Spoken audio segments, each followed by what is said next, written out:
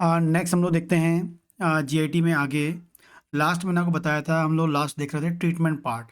Treatment को आगे समझने के लिए, अंडरस्टैंड करने के लिए आपको staging of carcinoma of oesophagus आपको आना चाहिए। बहुत ही ज़रूरी होती है, ठीक है। तो स्टेजिंग में हम लोग देखते हैं कि स्टेजिंग ऑफ कार्सिनोमा की हम बात करें, ठीक है। स्टेजिंग ऑफ कार्सिनोमा की, जिसमें हम लोग देखेंगे टीएनएम सिस्टम या टीएनएम स्टेजिंग हम लोग देखेंगे। टीएनएम स्टेजिंग या टीएनएम सिस्टम हम लोग देखते हैं, जिसमें हम टी की बात करेंगे। जब भी हम टी की बात करेंगे, वो हमको बताता है इन्वेजन कंडीशन के बारे में बताता है कि जो लीजन हुआ है या जो जो ट्यूमर हुआ है या जो कैंसर जो हुआ है, वो कितना इन्वेड हुआ है, कितनी गहराई तक गया है, कितनी कौन सी लेयर तक पहुंच गया है, वो हमको बताता है। टी जो है, टी हमको बताता है कि जो भी आपके बॉडी में कैंसर हुआ है, वो उसका कितना इन्वेड हुआ है, कितना इन्वेजन हुआ है, या कितना डीप लेयर तक पहुंच गया, वो बताता है। और जो एन और एम जो है, ये बताता है मेटास्टेसिस कंडीशन, मतलब वो कितना फैल गया है। मतलब जहाँ पर हुआ है, जहाँ जिस पार्ट में से हम बात करें ईसोफेगस में, तो ईसोफेगस में जो हुआ है, वहाँ पर वो कितना डीप इन्वेट कर दिया है, वो हमको बताएगा टी। लेकिन यहाँ से वो आजू बाजू ऑर्गन में कितना फैल गया है, इसको बताता है एन और एम। ये आपको याद रखना है, ठीक है। तो टी का काम है, जहाँ पर कैंसर हुआ है वो कितना डीप पहुंच गया है, वो हमको बताएगा टी। लेकिन उस ऑर्गन से दूसरे ऑर्गन में, बॉडी के दूसरे पार्ट में फैल गया है, जिसे हम बोलते हैं मेटास्टेसिस हम बोलते हैं, उसको एन और एम बताता है, ठीक है। पहले हम देखते हैं टी। टी में हमको याद रखना है T1 होता है, T2 होता है, T3 होता है, T4 स्टेज होती है, ठीक है। T1, T2, T3 and T4 होती है।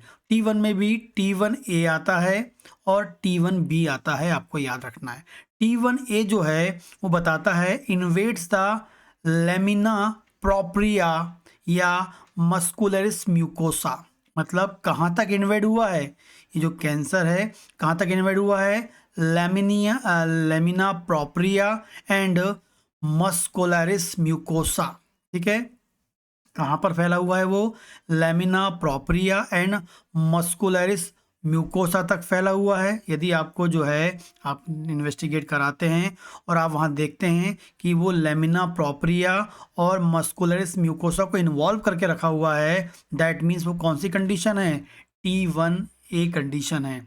यदि उसने इन्वेड कर दिया है, सब म्यूकोसा को इन्वेड हो गया है, सब म्यूकोसा तक पहुंच गया है, तो वो आपका होगा T1B कंडीशन होगा, ठीक है। तो ये कॉम्पिटिटिव एग्जाम में आपको आता है, याद रखना है, और एग्जाम में लिखने भी आता है।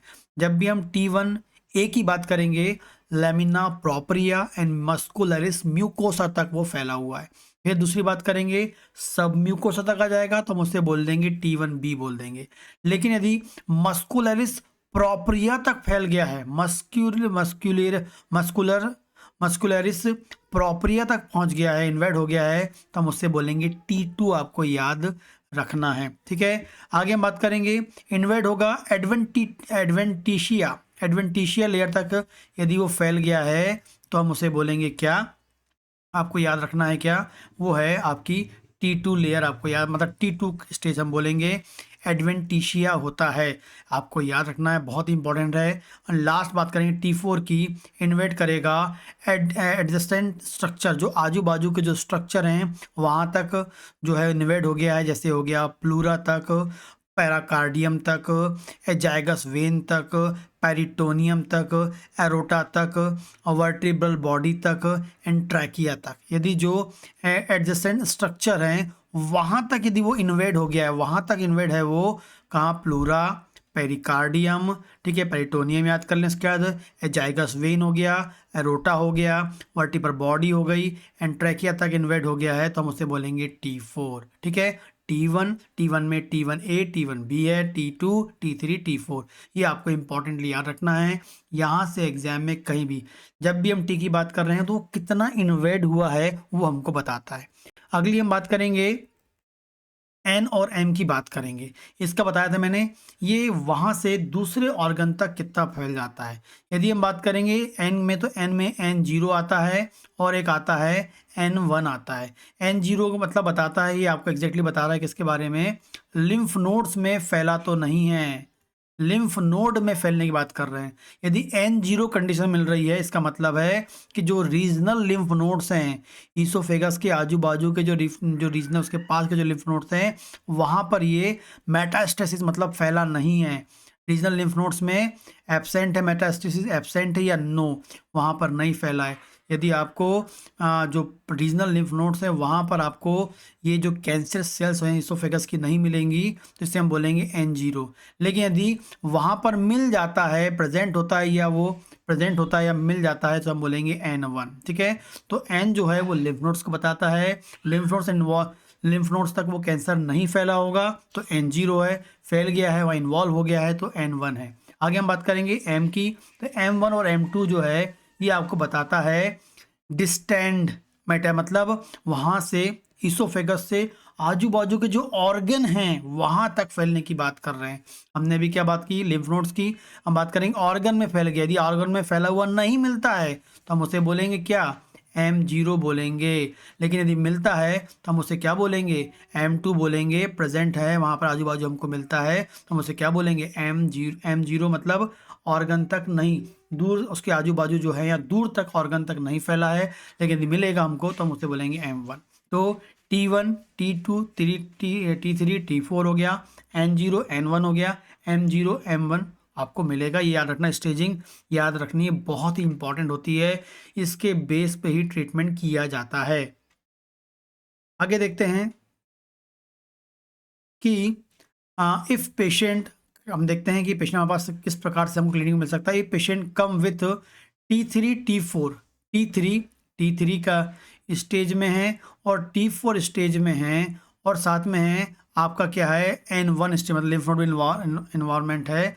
तो आपको याद रखना, जब भी टी थ्री टी फोर और एन वन मिलता है, टी थ्री टी फोर और एन वन कंडीशन मिलता है, हमेशा कौन सा ट्रीटमेंट यूज किया जाता है मेडिकल साइंस में, पैलेटिव ट्रीटमेंट करते हैं। क्या करते हैं, पैलेटिव ट्रीटमेंट करते हैं, जो सिम्टम की सीवियरिटी को कम करते हैं, ताकि पेशेंट कुछ टाइम तक प्रॉपरली लाइफ सर्वाइव कर सके। तो पैलेटिव ट्रीटमेंट देते हैं टी थ्री में, टी फोर में और एन वन में। ठीक है, ये patient coming with long standing GERD, यदि लंबे समय से इसको जीईआरडी है, गैस्ट्रो इसोफेजियल रिफ्लेक्स, मैंने आपको ऑलरेडी बताया था कि ये डिजीज प्रोड्यूस करता है, तो हम एंडोस्कोपी कराते हैं, और एंडोस्कोपी कराने पर हमको क्या मिलता है, हाई ग्रेड डिस्प्लेसिया मिलता है या सेंट्रिक नोड्यूल मिलता है।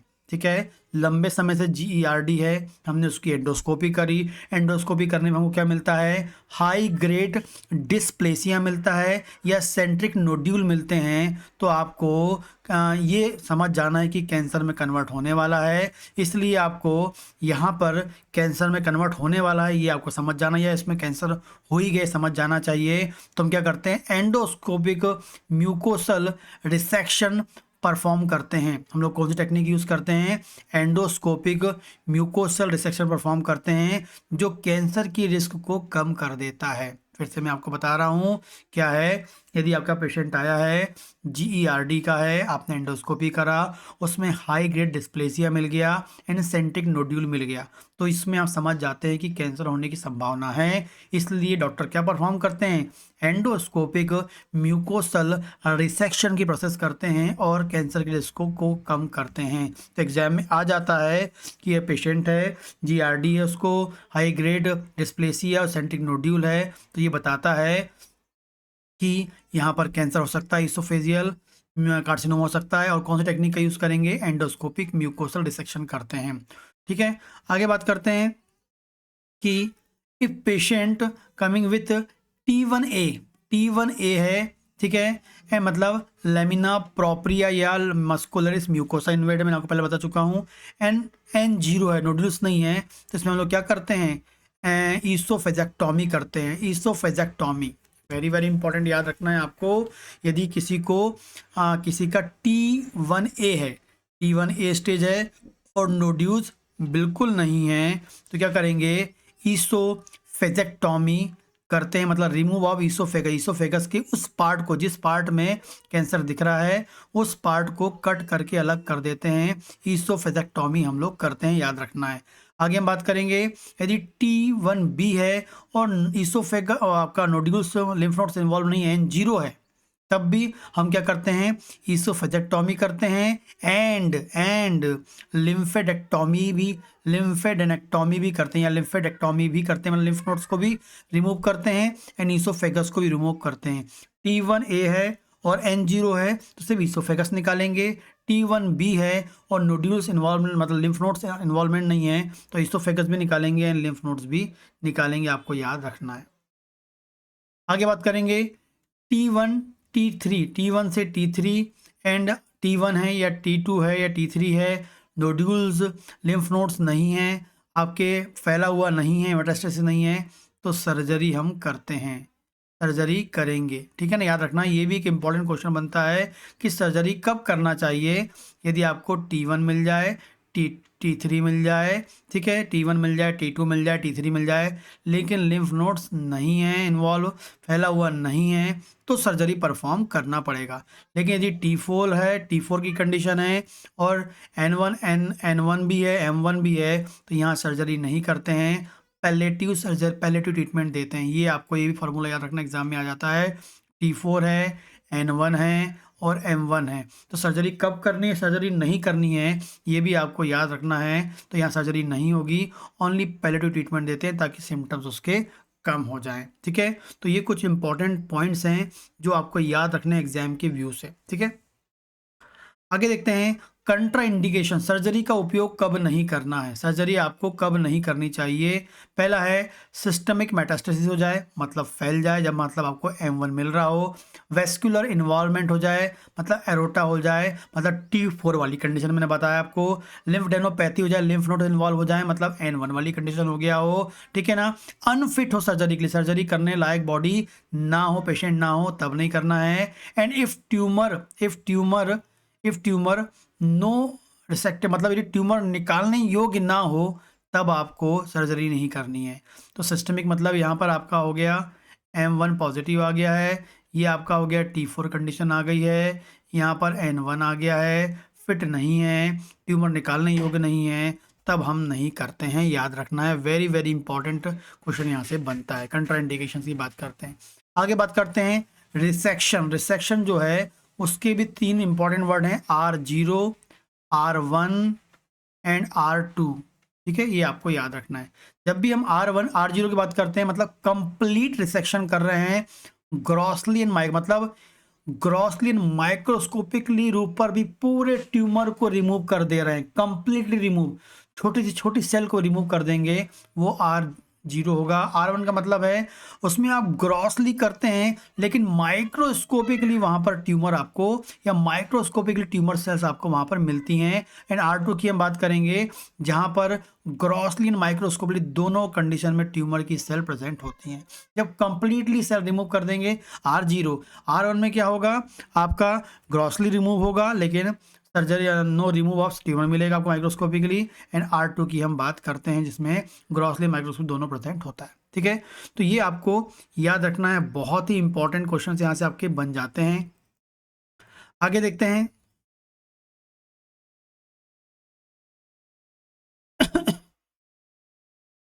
कि T2N0 हो, T2N0 हो, इंपॉर्टेंटली आपको ये भी याद रखना है, T2N0 हो तो ईसोफेजेक्टोमी एंड लिम्फ नोड भी निकाल देंगे। T3N0 ये भी क्वेश्चन एग्जाम में आता है, इसमें आप ईसोफेगस भी निकालेंगे, लिम्फ नोड भी निकालेंगे, साथ में रेडियोथेरेपी एंड कीमोथेरेपी का भी यूज़ करते हैं। ये क्वेश्चन भी एग्जाम में आ जाता है कि भैया T2 और N0 है तो क्या करना है, ईसोफेगस निकालेंगे, लिम्फ नोड निकालेंगे। T3 और N0 है तो उसमें ईसोफेगस भी निकालेंगे, लिम्फ नोड भी निकालेंगे एंड रेडियोथेरेपी एंड कीमोथेरेपी भी किया जाता है, ये आपको याद रखना है, ठीक है। आगे हम बात करेंगे T4 N1 है, ये आ गया तो मैंने आपको बता चुका ऑलरेडी क्या है, पैलेटिव होता है, पैलेटिव ट्रीटमेंट हमको करना होता है, सर्जरी नहीं करनी है, आपको याद रखना सर्जरी यहाँ पर नहीं करनी है, ये मैं आपको ऑलरेडी बता चुका हूँ ऊपर, ठीक है ना। आगे देखते हैं कि ट्रीटमेंट वाला पार्ट हम बात करेंगे। ट्रीटमेंट पार्ट में हम बात की थी कि इसमें पैलेटिव ट्रीटमेंट हम देते हैं। पैलेटिव ट्रीटमेंट में क्या देते हैं, जनरली क्या करेंगे, ठीक है, जो बुक के अकॉर्डिंग हम बात करते हैं, स्टंट हम लोग क्या करेंगे, इसोफेगस में यहाँ पर स्टंट डाल देंगे डायलेट करने के लिए, ताकि खाना आप अंदर अच्छे से खा सकें। तो स्टंटनिंग कर देंगे, मतलब स्टंट डाल देंगे, ये आपको याद रखना है। दूसरा, लेज़र ट्रीटमेंट करेंगे। लेज़र ट्रीटमेंट सेकंड करेंगे। पैलेटिव ट्रीटमेंट में पहला क्या है, हमने पैलेटिव ट्रीटमेंट की बात करी, इसमें सर्जरी नहीं करते, पैलेटिव करते ताकि इससे आपके सिम्टम्स कम हो जाएं। तो पहला क्या करेंगे, स्टंट डालेंगे ताकि डायलेट हो जाए, खाना ना चले जाए। लेज़र ट्रीटमेंट कर देंगे। इसके अलावा एक इंपॉर्टेंट इंजेक्शन होता है, इथेनॉल नाम का इंजेक्शन होता है, वो इंजेक्ट किया जाता है। और ये जो इथेनॉल नाम का जो इंजेक्शन होता है, ये क्या करता है, ये करता है इथेनॉल इंड्यूस्ड ट्यूमर नेक्रोसिस, मतलब वहाँ में ट्यूमर में नेक्रोसिस प्रोड्यूस करता है, जिससे ट्यूमर वहाँ पर कम हो जाता है, साइज कम हो जाता है, वो गल जाता है, जिससे इसोफेगस ओपन हो जाता है, खाना अच्छे से आप खा पाते हैं। ये पैलेटिव ट्रीटमेंट है किसका, कैंसर का। इथेनॉल नाम का इंजेक्शन कई बार लगाया जाता है, एंड कीमोथेरेपी दी जाती है, एंड रेडियोथेरेपी दी जाती है। तो पैलेटिव ट्रीटमेंट क्या देना है, स्टंट लगाना है, लेज़र ट्रीटमेंट करना है, इथेनॉल इंजेक्शन जो नेक्रोसिस प्रोड्यूस करती है, कीमोथेरेपी एंड रेडियोथेरेपी ये दी जाती है। तो ये आपको मोड ऑफ ट्रीटमेंट में याद रखना है, वेरी वेरी इंपॉर्टेंटली आपको यहाँ से क्वेश्चन आपको मिलते हैं, ठीक है। तो इसमें आपको स्टेजिंग याद रखनी है, स्टेजिंग बेस पे सर्जरी कब करनी है कब नहीं करनी है ये आपको याद रखना है, ठीक है। एंड पैलेटिव ट्रीटमेंट कैसे करना है वो आपको मैंने बताया, ठीक है। तो ये ट्रीटमेंट का पार्ट है, ये बहुत ही इंपॉर्टेंट है एग्जाम की व्यू से, कॉम्पिटिटिव एग्जाम की व्यू से, जो आपको आना चाहिए, ठीक है। इसके अलावा आपको वीडियो अच्छे लगते हैं तो प्लीज़ लाइक करें, कमेंट करें, और आगे की वीडियो के लिए चैनल को सब्सक्राइब करें।